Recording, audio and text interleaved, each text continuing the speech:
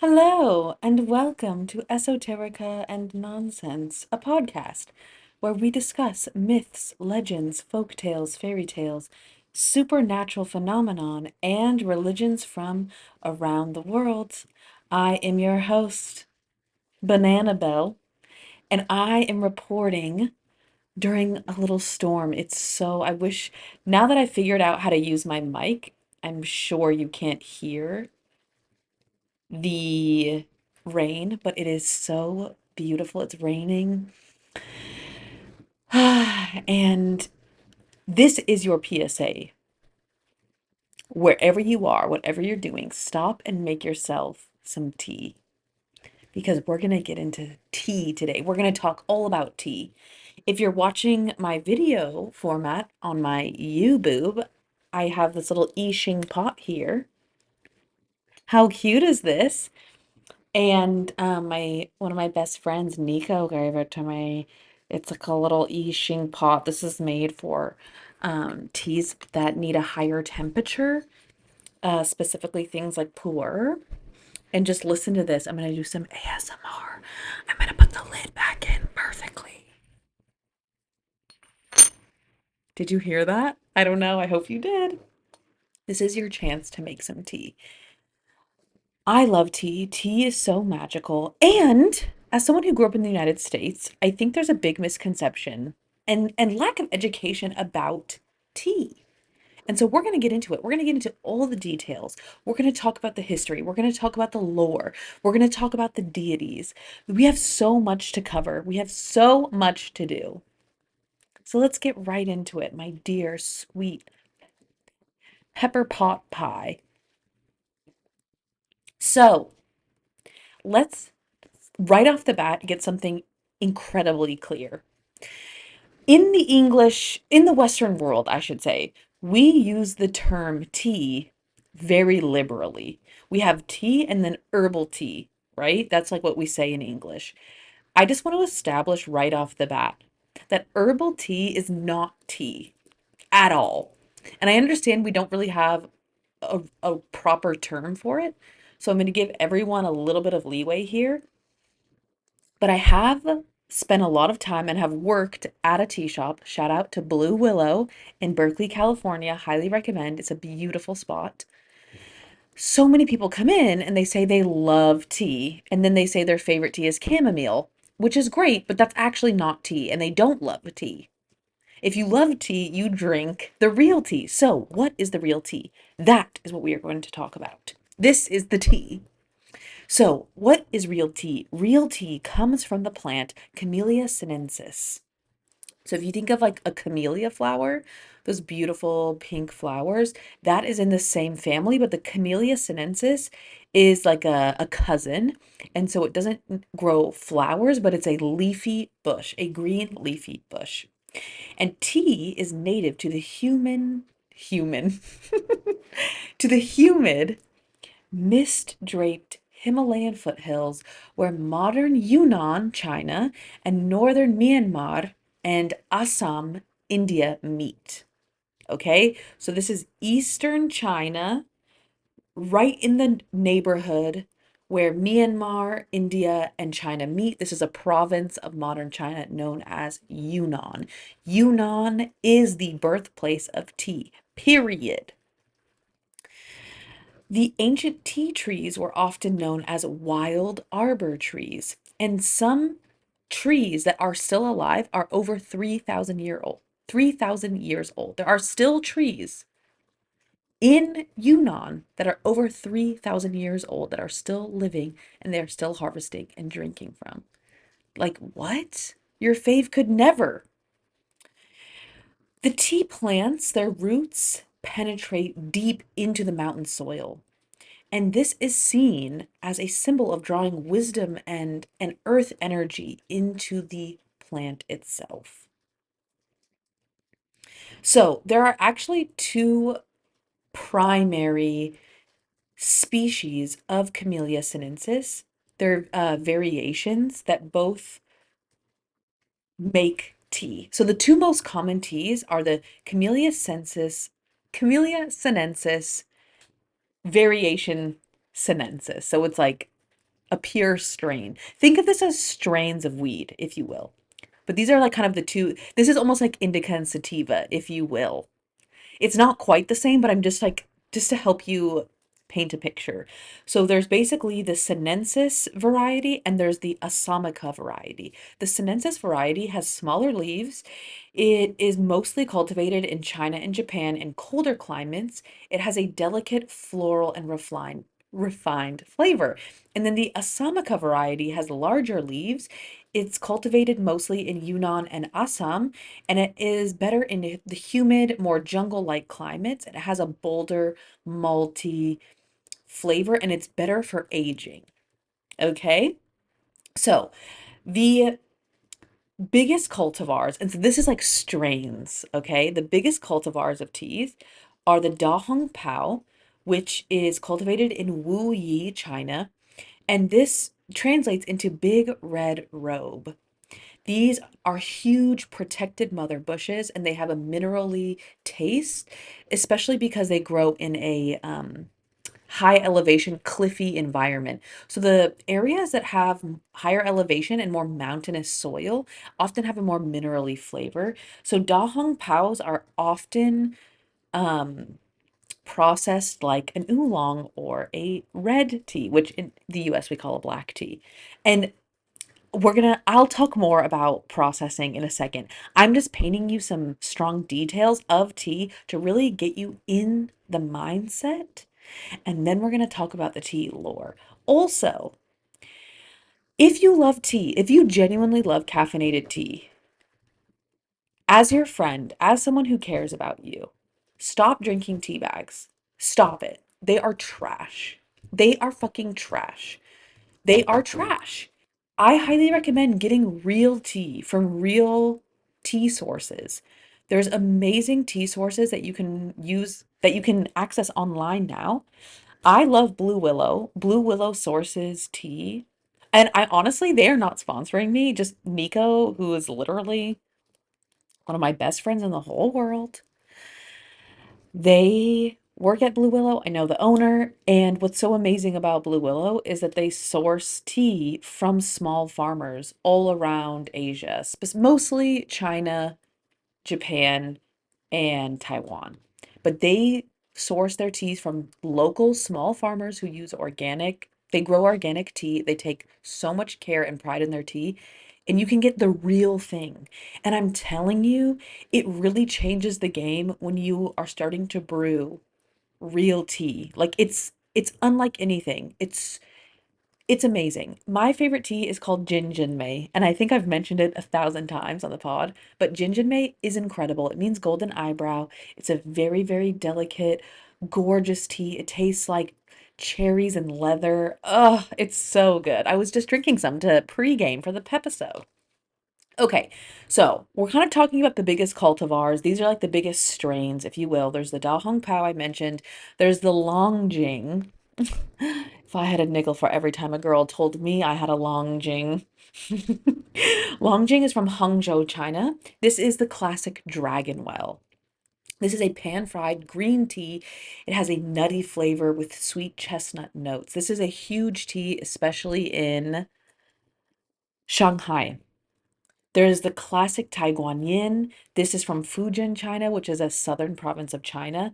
Taiguanyin is named after Kuan Yin. I did in the Kuan Yin episode talk about Taiguanyin, but we are going to touch back on it because it's so beautiful and it's so iconic. This is the classic, most commonly known oolong. And then there in Japan, they often produce, most famously, matcha, but there are also other Japanese green teas that are very famous and well known, such as genmaicha or gyokuro or satsukyu. And these are shade grown plants. Okay, so bear with me. These plants are often grown in open air, and then towards the end of their life, they build shade over them. They usually use bamboo poles, and then they have these like nets they use to shade the plants, and this helps them create a more delicate flavor, and this kind of gives them their umami flavor, if you will. And then in Yunnan, one of the most iconic and famous teas, maybe not in the Western world, but the most iconic tea of all time, which is Pu'er. The trees in Yunnan are most commonly creators of Pu'er tea, and a Pu'er is a fermented and aged tea. It has an earthy, minerally dark consistency, incredible. And I know this was a lot of information, and I bet you if tea people are listening, they're like, you got this wrong. I am not a tea master. Still a novice. And when I talk to tea friends, they're like, you got everything wrong. So even though I researched all of this, I am probably getting everything wrong. So if you know more than me, email in, please. Essentially, I know this was a lot of information, but ultimately, the power of tea is this idea of chi. Chi is energy. It is breath. It is spirit. It is the harvestable energy that surrounds us. And that is the essence of tea. Tea has its own chi, its own energy from the earth, and that is part of why tea is so powerful. Um, we could get like I feel like maybe I overdid it on my notes, but I do really want to quickly touch on the classic types of tea, right? There's white tea, there's green tea, there's yellow tea, there's oolong, there's red tea, which usually in the United States we call black tea, and then there's pu'er. Now, one thing I think is really interesting is that the differences between these teas aren't actually it's really the processing. So essentially, the white tea has not been cooked at all. White tea is sun dried. Green tea is either steamed or like flash pan fried. And then yellow tea is cooked for a little longer. Oolong is usually charcoal smoked. And then black tea is cooked for longer. It's fully oxidized. And then pu'er is cooked for a long time and then, or I should say roasted and then aged. So one thing I think is really interesting that is a huge misconception about tea is that white tea actually has the most caffeine. Newsflash. It has the most caffeine because it hasn't been roasted at all. It's similar to coffee, how a lighter roast has more caffeine. But what's interesting is that I've heard from a lot of people who claim to be sensitive to caffeine. I've heard from some of those people that they can drink white tea with no problem. And so this is one of my personal hot takes. But I actually think when people say they're sensitive to caffeine, I think they actually might be more sensitive to terpenes. Every plant has terpenes. They're basically the things that give flavor, aroma, but they also our brains have terpene receptors. So we um respond to plants, vegetables when we ingest them. The terpenes affect how we feel after eating them. And I think that because darker teas have been roasted longer, they become more astringent, they become more powerful, and they can often like give you a headache. And I think that most people who think that they're sensitive to caffeine are actually more sensitive to the astringency of plants and not as sensitive to caffeine. Because let me tell you, when I was working at Blue Willow, the tea shop, there was probably at least one a day, a person who would come in and say they could not do caffeine, they were too sensitive to caffeine, except white tea.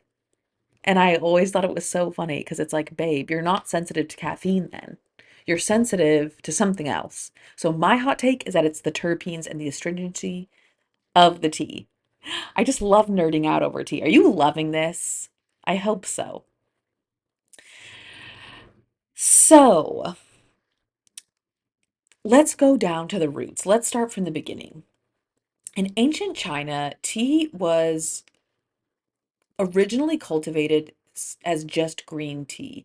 They would pluck the fresh leaves and they would sometimes eat sun dry them or just really quickly fire them or steam them to stop oxidization, basically to stop them from like decomposing.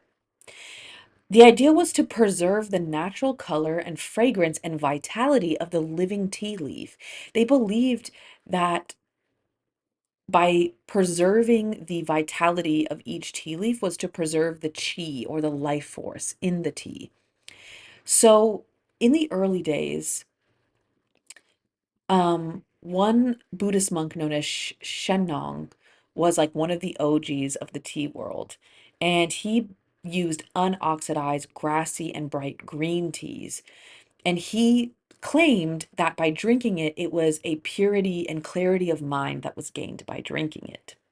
So in the ancient Chinese world, green tea was considered to be the purest expression of heaven's breath through earth's soil, suitable for meditation and temple rituals. So originally, tea was used by Buddhist monks and then eventually adopted by the royals. One really interesting tidbit I want to mention is that for a very long time, green tea was the only type of tea that was dr- consumed. And allegedly, the next tea that was discovered was oolong, which allegedly was discovered by accident. And there are different versions to the story, but I'm going to tell you the ones that are the most iconic. Um, Interesting, oolong is sometimes also known as wulong, which means black dragon. But one version of how oolong was created was a story about a farmer named Wu Liang. And he was picking tea leaves when he was distracted by a passing deer. He chased the deer and he left his harvested tea leaves overnight outside. By morning, the leaves had partially oxidized. They were starting to wilt and they were turning darker and fragrant. So he decided to roast them anyway, and he was astonished with the results. It had this beautiful honey-like smoky flavor. But I think the most iconic story, which is the most widely accepted, is in Fujian. There were tea merchants who had a huge stash of tea, like their year harvest that they had um, put in their storage. And nearby, there was a huge fire. And so they evacuated their land, and essentially, all of their tea, which was stored, was smoked for hours and hours and hours. And so when they came back, their tea had turned brown and it had this smoky flavor, but as they tried it, they thought it was delicious. So the story goes, they created a market of interesting people in oolong so that they could sell their tea. This was like all of their harvest for the year. They needed to sell this to make a profit. So they basically like started giving it samples to people and getting people interested. And of course, the um, wealthier people were not interested because at this time, like green tea was the only tea consumed, but they sold the oolong for a little cheaper and it got so popular. And it's also so aromatic and hearty. And thus is the birth of oolong. Interestingly, um, tea really became its own entity. In the modern world, we think about tea not so often, but in China, in ancient China, tea became its own industry and eventually its own currency. There was what was known as the tea horse ancient trade road. This began in around the 7th century during the Tang Ming dynasties. And during this time, they would trade pu'er, which are the fermented tea bricks. They would ferment them into like little bricks or little discs. And so they would send horses all around China and parts of Asia and trade tea. And eventually they started using tea as a currency because it was a standardized, weighable entity. Are you a fan of the podcast and want everyone to know? Well, guess what? We have merch live. There are sweatshirts, t-shirts, tank tops, water bottles, stickers, all kinds of things. There's also some other like random fun things of my personal art. But why not get a tote bag, a tumbler, and a hoodie to tell the world that you listen to the pod? Check it out. There's a link in the description of this video and a link in the description of my podcast and channel. Check me out, babe. And we're back, darlings. I really want it to sink in that tea was eventually used as a currency. That is so pivotal and so crazy. At this point in China, tea had become so popular that people were using tea in all kinds of medicinal uses. People were often using tea with braising their meat or cooking stew. They were literally cooking everything in their tea. And they were often using tea medicinally if somebody needed to ground themselves or was feeling sick. They were drinking tea all of the time to the point where now tea is considered a currency, especially because some people outside of larger establishments, outside of larger cities, tea would be more readily available than like perhaps like paper money. I think another thing that is so incredible about tea as a currency is that you could grow your own tea and make your own pu'er and you're printing money. Like it decentralizes money. It decentralizes the idea of that a king or a president is in charge of printing money that then you must obtain. Instead, it is it is possible for you to create your own money. And I think this is so this obviously is now a foreign concept in the modern world because everything has become privatized. And I think this is really magical and really important. And I think totally changes the landscape of what the world would be like when currency was actually considered medicinal, and calming and used for meditation. So essentially, just like giving you a loose timeline, tea, like I mentioned, started to be cultivated over 3,000 years ago. But specifically during the Shang and Zhou dynasties, which was roughly between 1500 and 256 BC. BC, okay, so this is like 3,000 years ago. Tea was mostly used medicinally as a medicinal herb, right? So they were like cooking it with things or drinking it as a medicine. But during the Han Dynasty, which is closer to the year zero, they would use tea as a tribute in imperial courts. And part of why kings were using it is because monks had started to use it so much during meditation and rituals within monasteries. And then eventually in the Tang Dynasty, tea culture was institutionalized as it spread along the Silk Road. So now everyone is starting to drink tea. And of course, I think an aspect of that is also, people wanting to enjoy the finer things. If the king swears by tea, then everyone wants to drink tea, right? And then eventually, um, the matcha was created once tea was brought over to Japan. Now tea is spreading all over the ancient world, and so things like matcha are being created in Japan. And in the Arab world, they're starting to drink teas. They really like the darker red teas. And then eventually into the Ming Dynasty, loose leaf teas are dominating. People are exporting them. The porcelain trade rises. And by the time we get into the 1600s, the Dutch discover tea in China and they start bringing tea over to Europe. By 1664, the first tea shipment arrives in England. And in the 1700s, Britain industrializes the tea import and taxation. In the 1800s, we have the Great Tea Race, the Opium Wars, and Indian tea plantations. So now Britain wants a piece of the pie. Britain is trying to compete with China. And just to paint a picture, China had already been cultivating tea for 3,000 years. That is crazy. 3,000 years, China's already been cultivating tea, and now England wants to get involved. They're also getting involved in the opium trade. And in the 1900s, this is when matcha starts spreading through the global economy. So that is kind of like my bare bones that I went through, but now I'm gonna go back and give some more details. That was like our framework. Really wanting you to understand that tea has really gained momentum, especially in the last 1,000 years, but this is a very ancient practice. So, like I mentioned, tea was first medicinal and it was a ritual drink, first with monks and then with emperors and then with nobles. So, like I mentioned, during the Tang Dynasty, this is around 1600 to 900, there was the Emperor Xuanzang, and he made tea an imperial tribute with elite regions, and he required people to send their finest leaves to the palace each spring. So, this was like his tax. He had a tea tax, he was taxing local regions to send him tea.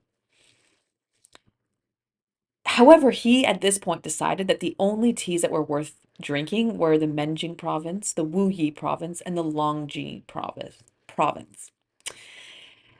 At this time, he considered tea artisans to be masters of heaven's court, and so their craft was seen as a divine offering. Eventually, into the Song dynasty, which was around 960 to 1279, tea competitions and ceremonies became courtly arts. Emperors would hold tea whisking tournaments where people would display skill, elegance, and refinement while brewing tea. The imperial court considered tea to be a symbol of moral virtue. To rule justly, one must cultivate serenity. So, by drinking tea, you were cultivating your own serenity, right? Because originally this had just been used for monks, and then now emperors are using it to create, to basically become more serene, calm, and this was seen as a divine quality, which I respect. And then, of course, in Japan, tea was eventually brought over by Chinese monks, and it was quickly adopted into Japanese culture, specifically by aristocracy and the samurai elite. In the 14th century, the shogun Ashikaga Yoshimitsu turned tea ceremony into an art of refinement and spiritual discipline. Later, Emperor Go-Daigo and the Zen masters of Kyoto used tea ceremonies for diplomacy and divine focus. And eventually, tea, specifically matcha, became a huge part of the Zen Buddhist practice. In the Edo period, the way of the tea, known as chanoyu, was used to display status, purity, and cultural sophistication. The royal families and the samurais would have tea gatherings to emphasize harmony, respect, and purity, ideals reflecting the divine order of self mastery. And so, even to this day, like now, matcha obviously is like a huge fad, but matcha is a part of Zen Buddhism or just Buddhism in general. The matcha is supposed to be created through a tea ceremony, which is a highly calculated tradition and ceremony about revering the seasons. And this is like another PSA, like real matcha is amazing. And of course, there's a lot of matcha shortages because matcha has become a real fad. But most places who make matcha lattes are not really making real matcha. So that is something to think about. If you like matcha, you should look into places near you where you can try real ceremonial grade matcha. Give it a try, babe. Also, tea spread into Korea. Tea was a sacred court ritual in Korea as well, specifically tied to Confucianism and Buddhist rites. The royal tea rite known as Daechaye, and I know I'm saying these things wrong, but this was a ceremony to honor ancestors, spirits, and the virtue of the king. Yeah, of course. You have to throw in the monarchy. But only the finest early spring leaves were offered during these ceremonies. It symbolized renewal and longevity of the dynasty. Korean kings saw tea as a bridge between heaven and state, a way to ensure cosmic harmony and legitimacy of rule. And like, I can't stress this enough. At this point in time, tea was seen as a ritual of serenity. They're drinking tea as a way to calm themselves. And what an idea. What an idea that royalty would be wanting to drink tea to be incredibly calm and collected. Like I really support this. Also, tea became a big part of Tibetan culture. In Tibet, they would make a tea known as butter tea, pu cha, and this became a royal staple in Tibetan palaces and monasteries. They would literally add butter in their tea. So often the Tibetan tea is kind of salty and milky. It symbolized wealth, hospitality, and divine protection. Monks would offer tea to the Dalai Lamas both as nourishment and as a spiritual offering, maintaining the body's warmth and mind's clarity in high altitudes. And then, of course, tea became super popular within the Arab world and Persia. Persian Shahs in the Safavid and Kahar eras. It's clear that I speak Spanish more than English sometimes because sometimes my English pronunciation is silly.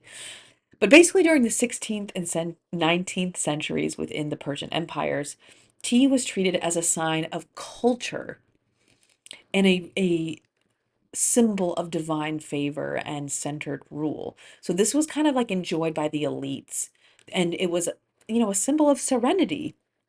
Tea houses became extensions of the courts of the shahs.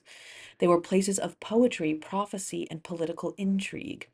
Sufi mystics sometimes shared tea with royalty, blurring the line between temporal power and spiritual insight. And again, this is why tea is so magical. Tea is a lot like smokers. Like when you're in a circle of people who really enjoy tea, usually you have some of the most interesting and philosophical conversations. Tea gets you high in a different way. Instead of being high like in the clouds, you're often grounded. It like pulls you into being grounded with the earth. And the people who enjoy tea are usually very mellow and very thoughtful people. And so this doesn't surprise me that in the Persian empires, tea was associated with philosophy and poetry and art. Like this is just, it's just chef's kiss. I'm telling you, babe, tea is it. And then, of course, tea reaches Europe, and the Europeans ruin everything. Tea reached the European courts in the 1600s, and it was first considered a medicinal curiosity, like a foreign ethnic medicine. But eventually, Queen Catherine of Braganza, she was a Portuguese queen who eventually married into the English bloodline. She brought her personal tea chest to London in 1662, and this made tea a symbol not only of refinement but of femininity. So kings and queens across Europe became fascinated with tea. It became a fad. So Louis the 15th, Louis the 14th and the Queen Victoria of England, they were became obsessed with tea. And at this point, they were adding sugar and milk because they just couldn't stand regular tea. So this kind of changed the palate. Originally, tea was being usually drank out of smaller vessels. In Asia, they were often drinking smaller cups of tea, so they were piping hot and then refilling them to have as many as they needed. Or now in Europe, people are having bigger cups of tea. They were adding sugar and milk, and this just kind of became a fad of the royals. And so this kind of became a part of royal identity and imperial propaganda within Europe. This, instead of representing connecting with tranquility and almost this like Buddhist mentality, this became a symbol of civilized taste and extravagance, right? Because to even have tea in Europe, it has to be shipped all the way from Asia. And if you didn't know at this point, for boats to reach Europe from Asia, they have to go around the entire continent of Africa, which was considered very dangerous. And if you don't know, that is part of why Christopher Columbus was given money from the King and Queen of Portugal to sail the opposite way. And he, quote unquote, discovered the Americas, which we know is not true. But he wanted a faster way to Asia, mostly for the pepper. No, I'm not even making this up. Black peppercorn became a huge commodity in Europe because you could preserve meat better through the winter. But of course, not just peppercorn, other spices and tea was highly desirable in England. They were looking for a faster route. So, for in the 16 and 1700s, to be drinking tea was a huge extravagance. So, that being said, that is a lot of academic info.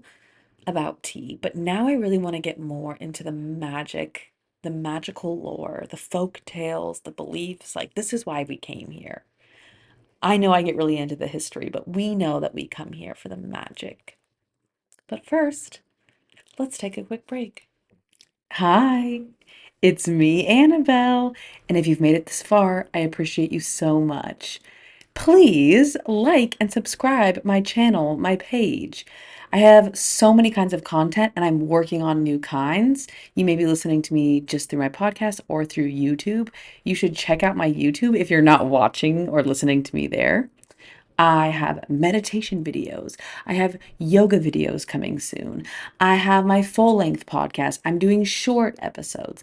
I'm doing shorts, and soon I'm going to be having listener episodes. So, like, subscribe. Thanks, babe. Love you. All right, darling.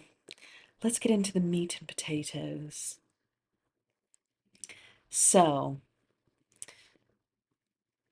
one one thing that I found so fascinating, and I just recently learned this, is that in China, there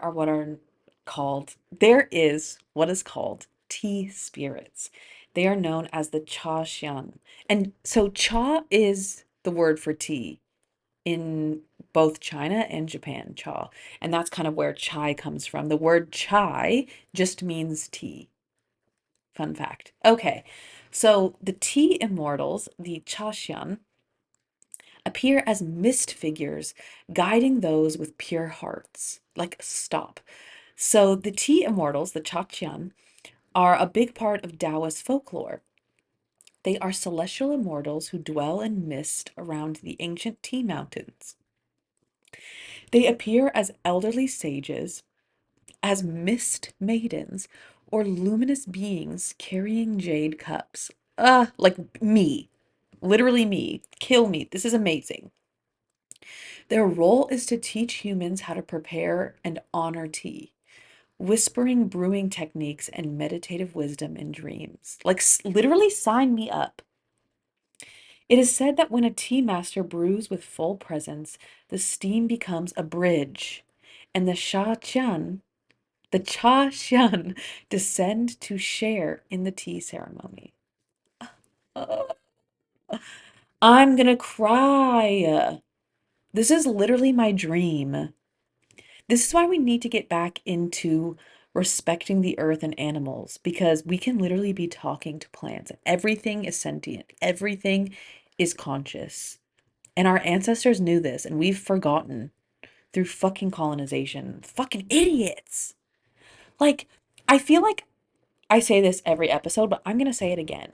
Colonization has fried our fucking brains because every single thing has consciousness. Everything is sentient. Fight me on it. Fight me. It's so real. And there's a reason why every ancient culture talks about mountain spirits and river spirits and sky spirits. Everything is sentient. And they're literally talking to tea spirits when they're brewing tea. They're making a broth from plants and talking to the spirit of that plant. And this is why plant medicine is so important. I love plants, and I really do think I've talked to plants. I literally learned how to talk to plants before I learned how to talk to humans. Shout out to my parents who were neglectful. And I'm so grateful my parents neglected me as a toddler because it gave me the opportunity to spend more time in the garden. I spent more time around plants than humans when I was a very young child. And so I learned how to talk to plants. You don't need language. It's all telepathic. They all have their own powers. This is real life, you guys. This is real life. And this is why I love tea. Tea is a really powerful plant, and it's so yin. I think we associate, because of colonization, we associate power with might. We associate power with like strength, but tea is so different. It's like so contemplative and grounded and like eternal. It's magical. Oh, I'm freaking out. I'm just pissed. I really want us to get back to this. And that really is my dream for humanity. I want us to get back to being centered in our body so that we can interact with nature. Like, we live on a paradise planet.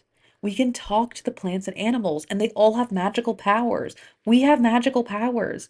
Like, we could literally be having the time of our lives and talking to plants and learning ancient wisdom from them and writing poetry and philosophizing and having a fucking the time of our lives. Like, are you fucking dumb? I'm getting heated. It's time.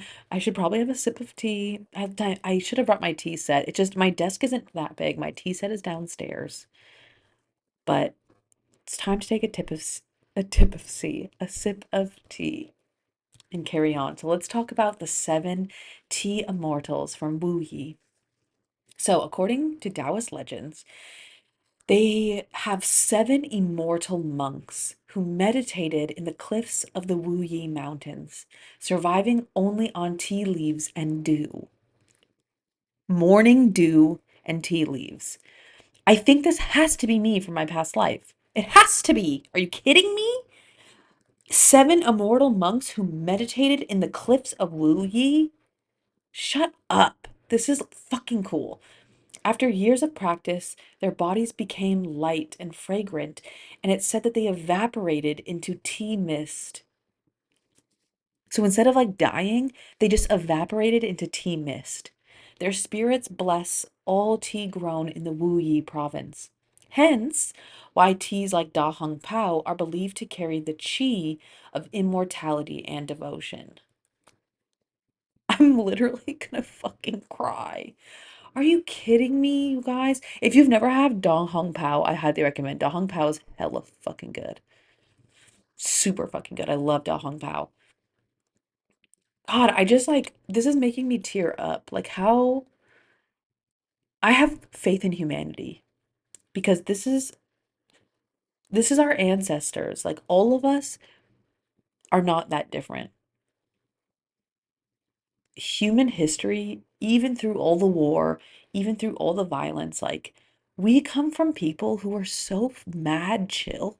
People who are fucking talking to plants and animals and meditating. Like, fuck yes, dude. If this is a PSA, do less, meditate more. I think we should all try to be more like these monks who meditated and lived off of morning dew and tea leaves. Like, I think try to be a little bit more like that guy. You know what I mean? So, another classic tea spirit is known as the spirit of Pu'er, the mountain ancestor. And so, like I mentioned, Pu'er is the fermented tea from the Yunnan province. And that's what my little I Ching pot is about. This is my little baby boy. I should name him. What should I name him? Well, I want to name him after one of the tea spirits. Well, let's think about it. But I want to name my little tea boy after the tea spirit because come on, look at this baby. If you're not watching my YouTube, you should really check it out because we're really getting in there. I'm really trying to take the podcast more seriously. I at this point I'm doing the podcast for free, but my dream is to make this my full-time job. So if you're listening and you like the podcast, just by liking the podcast, commenting, it really helps my algorithm. If you want to subscribe or donate to the podcast, you can check out my Patreon, which at this point is very minimal, but just subscribing to my Patreon or my podcast really helps. I appreciate you. But check out my YouTube. You can look at my really cute teapot, which I'm looking for names for, and he's a very nice boy. And this is designed for Pu'er, okay? So, in Yunnan, tea harvesters tell of an ancient forest guardian spirit who lives in the oldest pu'er trees, sometimes called Cha Zu, ancestor of tea. Maybe that's what I should name my little baby, Cha Zu. That is so cute. They would leave offerings of rice wine and incense for Cha Zu before harvesting the tea. Ugh, shut up. I'm going to cry. If the spirit of Chazu was displeased through either greed or disrespect, it is believed that he would cause storms, or that the tea would taste particularly bitter. If he was pleased, the tea would become sweet after being bitter, symbolizing the transformation through humility and kindness. Oh my God. Of course, another famous tea immortal is Kuan Yin, the iron goddess of mercy.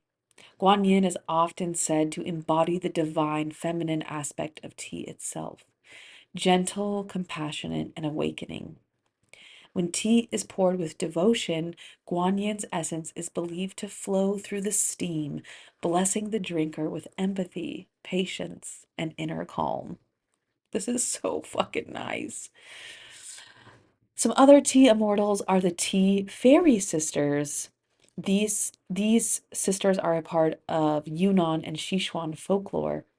These are two luminous sisters descended from heaven to teach humans how to cultivate tea and balance the energies of yin and yang in each cup. Stop.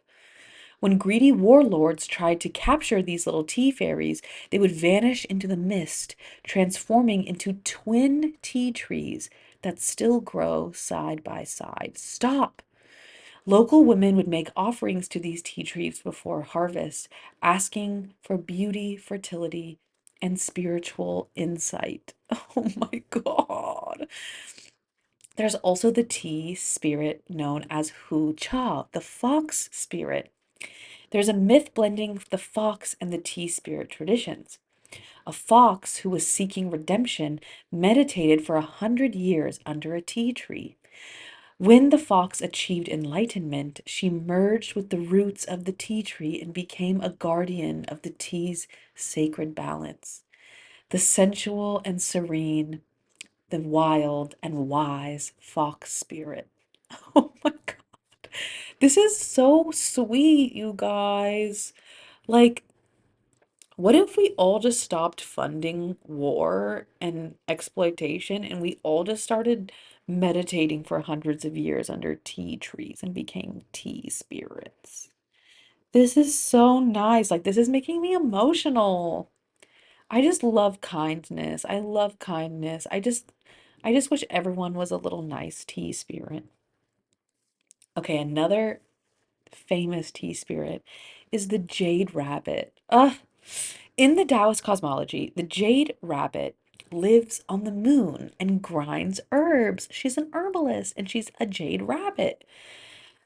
One of the herbs that she would cultivate was a celestial tea, and she would make this into the elixir of immortality.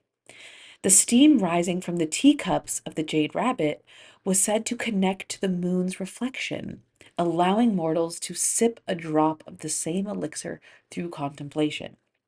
So basically, they believed that specifically at night, the steam of tea that was sitting out at night would connect you to the moon's reflection and absorb the power of the jade rabbit and the elixir of immortality.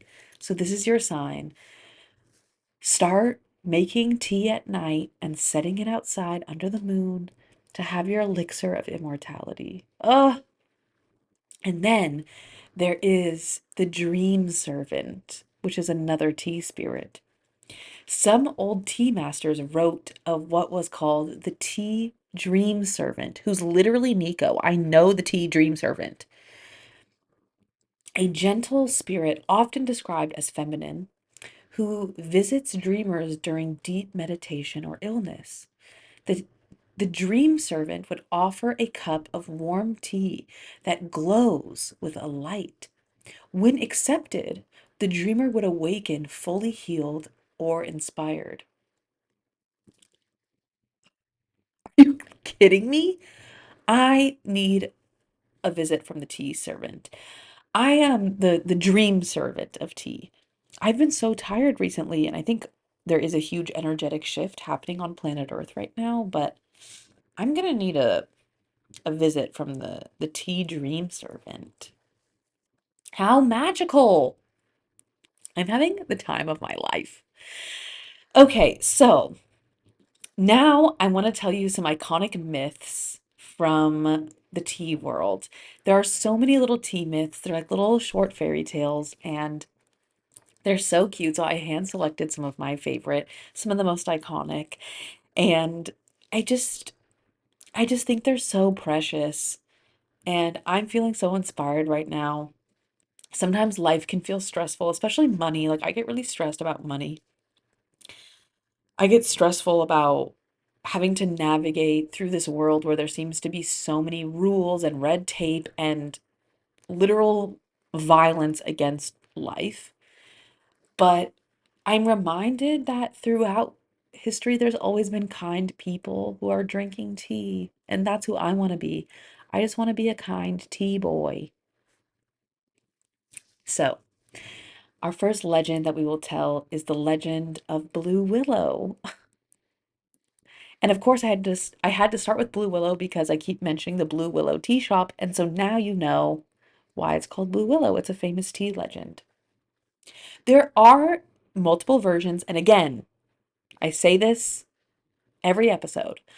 Most stories that we know started as oral tradition stories. And oral traditions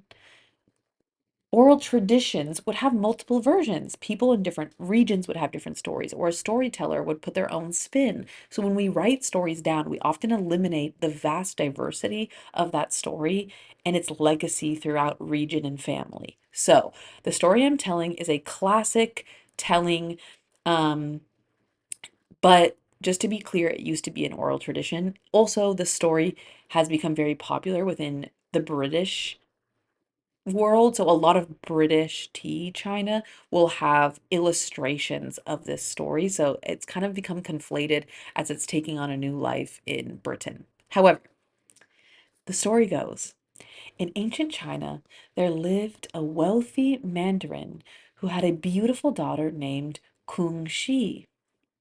Kung Shi was promised to a powerful duke, a political match, not a love match, classic. But she fell in love with Chang, her father's humble secretary, a poetic and gentle scholar. See, we love an artsy lover boy. They met secretly in the mandarin's flowering willow garden, exchanging poems and sipping tea by a small pavilion overlooking a river bridge. Ah, we love a secret romance that's so hot. When the father discovered the love affair, enraged and fearing disgrace, he imprisoned Kung Shi in her chambers and banished Chang. No! Darn it! The wedding day approached. But the night before the ceremony, Kung Shi escaped with Chang. Yes, I'm loving this. They fled across the arched willow bridge, helped by sympathetic servants, carrying jewels meant as dowry, not for wealth, but to build a humble life together in exile. Oh my God. They reached a distant island tea house, and they lived in peace, pouring tea for travelers and writing long verses to the moon. Oh my God. But Kung Shi's dad eventually tracked them down with soldiers. The lovers refused to return. Their tea house was burned to the ground. They died in the flames, holding each other. The gods were moved by the lovers' devotion, and they transformed them into two white doves, forever flying above the willow gardens, guardians of eternal love.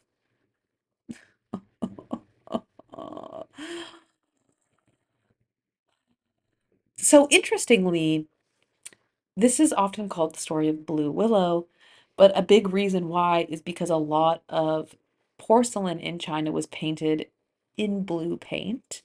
So these willow trees were often painted in blue. So the symbol of the blue willow became a huge iconic symbol in the tea world.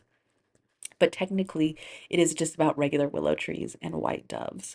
This is better than Romeo and Juliet. Hot take. I think this is a much more interesting theme, much more dynamic, much more beautiful, dying in flames, transformed into birds, choosing art, love, philosophy, and tea over money and political match. Like, I just love this. I think this is beautiful, and I'm fully on board. Let's take a quick break. Esoterica and Nonsense wants to hear from you. We have listener episodes coming, and I want to tell your story. Maybe you've had a really freaky dream. Maybe you had some crazy religious experience. Maybe you grew up in a cult. Maybe you actually just have some random stories that your grandma used to tell you growing up. Maybe you just want to share something random with me. The floodgates are open. Please email in your story at esotericaandnonsense@gmail.com. Any story that comes to your mind, I want to hear it, even if you just want to say hi. We love that. We are all for it. And get ready for some listener episodes coming soon. All right. And we're back, darling. Next, we have the story of Shenong. Shenong is an iconic figure of the tea legends, and he is considered one of the ancient farmers who discovered tea, allegedly. So, long before temples rose, before scrolls were inked, and dynasties carved their names into jade tablets, there walked a man named Shenong, the divine farmer. Half man, half god, father of medicine, he roamed the mountains, tasting every herb, cataloging the plants that could heal and those that could kill. One afternoon he boiled mountain spring water beneath a wild, glossy leafed tree. A breeze stirred, and a single leaf drifted into his pot, like a green feather falling from heaven. The water turned pale gold, fragrant, alive. He drank. The world sharpened. His breath slowed. His mind opened like early spring plum blossoms. And Shanong whispered, "This leaf lifts the fog from the human heart." Thus, tea was born, not as a drink, but as a spirit plant broth, to awaken the mind, purify the body, and prepare the soul for wisdom.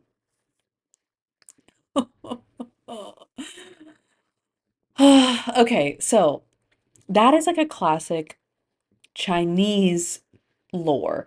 But there is another interesting lore that comes from the Zen Buddhist legend, and this is about Bodhidharma, who was a Buddhist monk. And this is a story about the creation of tea from the Zen Buddhist tradition. And this one is really silly, and I love it. So, they say the founder of Zen, Bodhidharma, once vowed to meditate facing a cave wall for 9 full years. No movement, no sleep, no drifting from awareness. But the body is mortal and the mind can waver. So after 7 long years, his eyes closed just once. When he woke, he was horrified by his lapse. He sliced off his own eyelids and cast them to the ground so that he could never close his eyes again. This is ridiculous and psychotic, if you ask me. Where his eyelids fell, two tea plants sprouted. This is crazy. The plants were dark green and radiant, buzzing with life. Monks found the tea leaves and brewed them, and they felt clarity pierce like moonlight. This is why they say that tea banishes sleep, and why tea is the guardian plant of meditation. I'm sorry, that is cuckoo. So yeah, I mean, according to Zen Buddhism, tea grew from the discarded eyelids of the OG. That's just like so not Zen though. Like, how is that Zen? You're meditating and then you're gonna slice your eyelids off? Like, that's so aggro. I just feel like that, I feel like it's just not matching up. Do you know what I'm saying? Like, I feel like a Zen Buddhist, this is my hot take, but I feel like a Zen Buddhist would be detached, right? Like, I feel like they'd be like, I forgive myself for falling asleep after 7 fucking years. Like, this is a little bit extreme. This is not giving yin energy. You know what I'm saying? It's a little bit cuckoo bird. Okay, so now we are going to tell the story of Kuan Yin. So um I have told a version of this story in my Kuan Yin episode, but I am just going to tell it again. So, As the legend goes, in the Fujian province lived a poor farmer named Wei Yin. He passed a neglected temple one day as he walked through the woods. Though he had very little, one day he stopped to sweep the leaves out of the temple and to light incense in honor of the deity that he discovered was, in fact, Guan Yin. One night, Guan Yin appeared in his dream, her robes flowing like silver water. Behind the mountain, she said, lies a treasure. Share it, and fortune will bloom for all.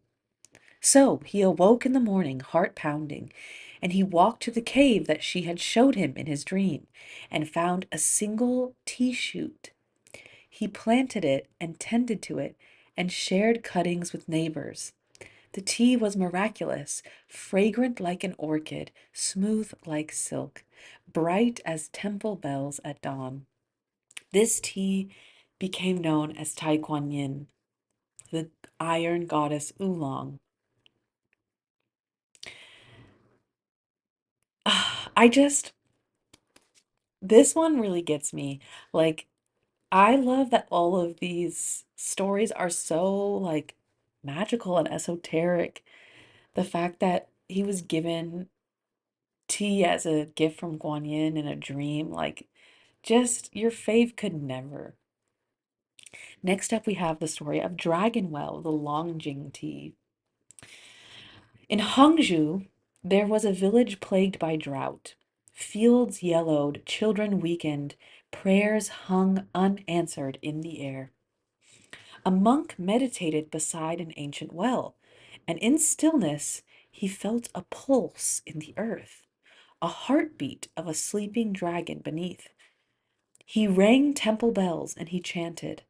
The well stirred. The well stirred. Mist rose like breath from a great creature.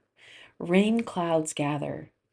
The dragon awoke, sending rain over the parched land. From that day forward, the spring was called Dragon Well, and the tea grown with its waters held the taste of rain, stone, and blessings. The Longjing tea then became a symbol of rain after hardship, divine protection, and the luck of the dragon. Also, of course, dragons are associated with nobility, so it also not only became associated with luck, but with nobility. Oh my God. These stories make me want to cry. Okay, a few more stories. I could just tell stories forever. This is a story of the monkey-picked tea from the Wu Yi Mountains. High in the misty cliffs of Wu Yi, tea plants grew where no human could climb. So villagers trained clever golden monkeys to fetch tender buds from impossible heights. These teas tasted wild, untamed, and filled with mountain chi. And so the legend began that monkeys with ancient souls picked sacred tea for enlightened seekers. The truth was that humans picked them, but the myth endured because tea teaches reverence for the heights which we cannot reach alone. I mean, honestly, they could have actually trained monkeys to pick these. I'm not convinced that this is just a legend.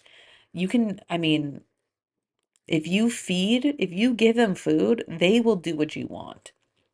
Also, shout out to Golden Monkey. Golden Monkey is a delicious tea that I highly recommend. We love Golden Monkey. And next up, we have the story of the heavenly dew. And this is a story about the birth of matcha in the Zen tradition. In the 12th century, the monk Asai returned from China with powdered tea and sacred truths.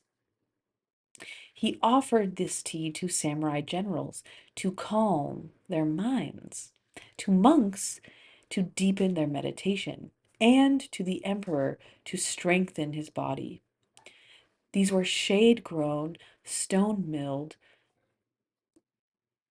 tea leaves that were whisked like a prayer. These stories are so sweet. I feel like I could do this forever. Let's have a few more honorable mentions. We wouldn't be able to do a tea episode without talking about the iconic Rikyū. Rikyū is considered to be the creator of the Japanese tea ceremony, the OG tea master.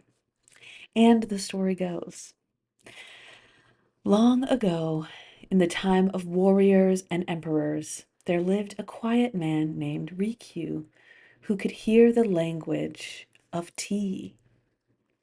He served tea not as a show of wealth, but as a mirror of the soul. While others built grand halls for their guests, Rikyū built a hut so small that even a lord had to bow to enter. Inside there was nothing, only a bamboo ladle, a clay bowl, and silence. When his student asked, "Master, why is there no decoration?" Rikyū smiled and said, "Because the moment you sit, you become the decoration." Each sound, the scoop of water, the whisk of matcha, the breath between sips, was a heartbeat to the ceremony. One evening, when the great warlord Hideyoshi came to test him, Rikyū served a single bowl of tea beneath falling cherry petals. No grandeur, no extra show, only the scent of spring and impermanence. The warlord wept. For that simple cup, he saw the whole world, birth, beauty, passing, and simplicity.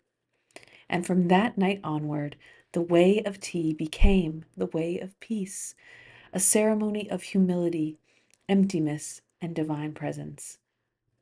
They say that when Rikyū's spirit left his body, the sound of his kettle still whispered through the ages and through the ceremony that is still carried on to this day.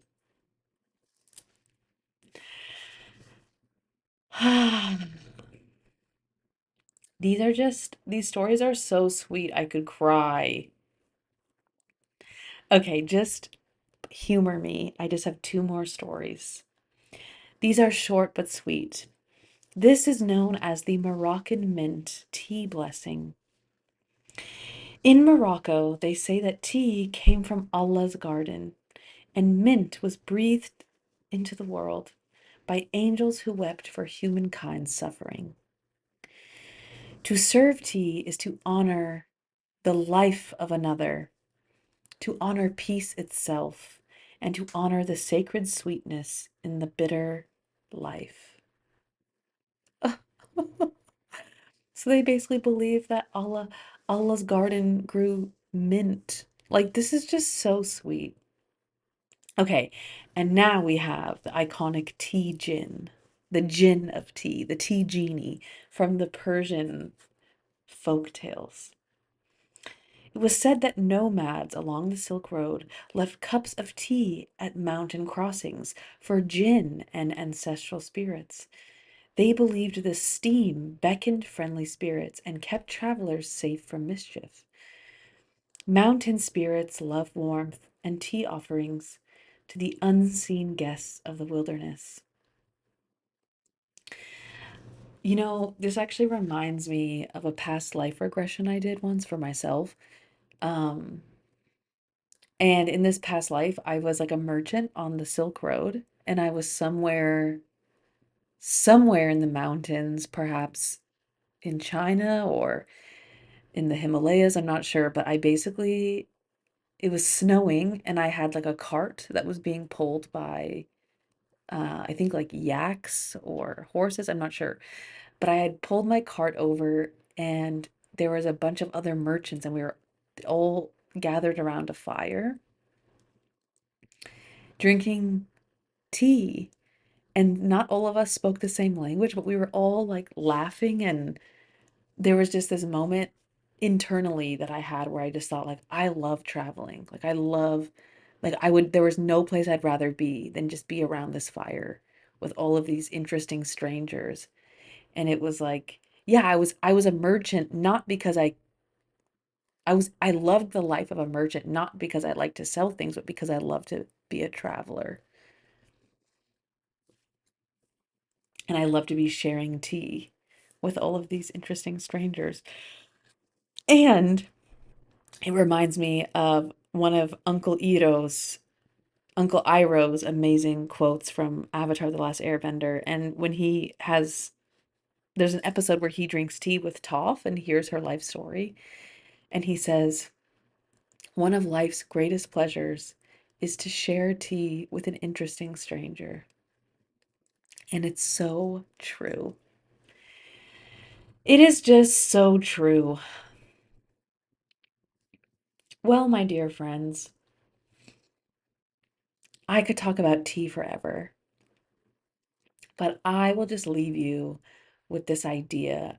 If if if anything is to be embedded in your sweet little mind, I just want you to remember that every single plant on this earth has a legacy in human history, and that majority of plants have a beautiful friendship with humanity, and obviously specifically tea. Tea now has become this huge commodity that's being exploited, and people are just using these shitty tea bags. Like, just so you know, tea bags is the equivalent of shake. Like, I don't know if you're into weed, but like the shitty shake, like the bottom of the bag, all those crumbles, like that's what tea bags are. They're just like a mixture of overcooked tea that they just get all the crumbles from and they throw them in tea bags and sell you it. It's trash. Like, real fresh tea is so magical. And all of us have forgotten that we can talk to plants and we can talk to animals. And this is just your reminder that when you drink tea, you're drinking the breath of mountains. You are drinking the rain. You are drinking the tangled ancient roots, the dreams of the ancients, the tears of lovers. Tea is the earth remembering itself. Tea is you remembering who you really are. You are an interdimensional being that comes from earth. Your body is of earth. Your soul is from the stars. And when you drink tea, you bridge the gap between realms. This is your sign. Start drinking tea. Thank you so much for listening. I appreciate you so much. Please subscribe to my podcast, comment, do your thing. I really appreciate you. I wish you nothing but the best. We need more kind human beings like you. Catch you next time, babe.